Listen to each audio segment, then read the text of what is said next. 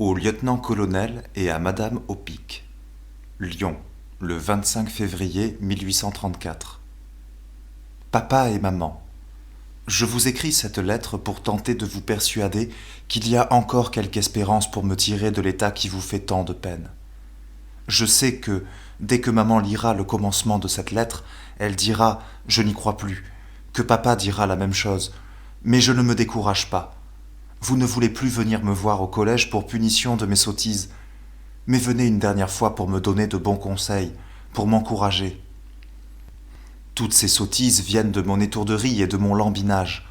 Quand la dernière fois encore je vous ai promis de ne plus vous donner de chagrin, je parlais de bonne foi. J'avais la résolution de travailler et de travailler ferme pour que vous puissiez dire « Nous avons un fils qui reconnaît nos soins ». Mais l'étourderie et la paresse m'ont fait oublier les sentiments qui me possédaient quand je promettais. Ce n'est pas mon cœur qu'il faut corriger, il est bon. C'est mon esprit qu'il faut fixer, qu'il faut faire réfléchir assez solidement pour que les réflexions y restent gravées. Vous commencez à croire que je suis un ingrat. Vous en êtes peut-être bien persuadé. Comment vous prouver le contraire ? Je sais le moyen, c'est de travailler sur le champ. Mais quoi que je puisse faire, ce temps que j'ai passé dans la paresse et l'oubli de ce que je vous devais sera toujours une tâche. Comment vous faire oublier en un moment une mauvaise conduite de 3 mois ? Je ne sais, et c'est pourtant ce que je voudrais. Rendez-moi tout de suite votre confiance et votre amitié. Venez me dire au collège que vous me les avez rendues. Ce sera le meilleur moyen de me faire changer aussi en un moment.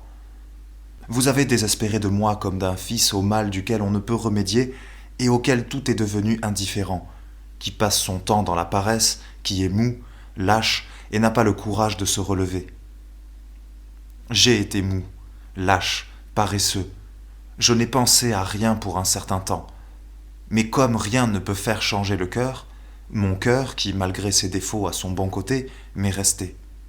Il m'a fait sentir que je ne devais pas désespérer de moi-même. J'ai pensé que je pouvais vous écrire et vous communiquer les réflexions que m'avait suggérées l'ennui que me procure une vie passée dans la paresse et les punitions. Et l'idée seule que vous pouviez me regarder comme un ingrat m'a rendu quelque courage.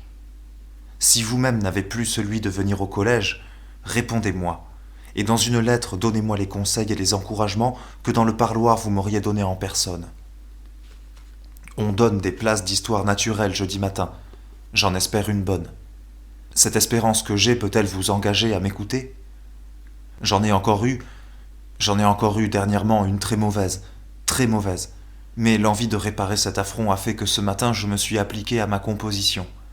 Si décidément vous avez pris le parti de ne plus venir au collège avant qu'une conduite nouvelle vous ait prouvé un changement total de ma part, écrivez-moi.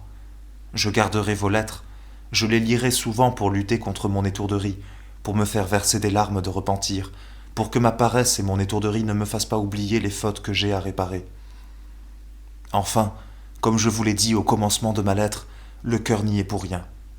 Un naturel léger, un penchant invincible à la paresse m'a fait commettre toutes ces fautes. Soyez-en persuadés. Vous n'oublierez pas, j'en suis sûr, que vous avez un fils au collège, mais n'oubliez pas que ce fils a encore du cœur. Voilà ce que je voulais vous écrire.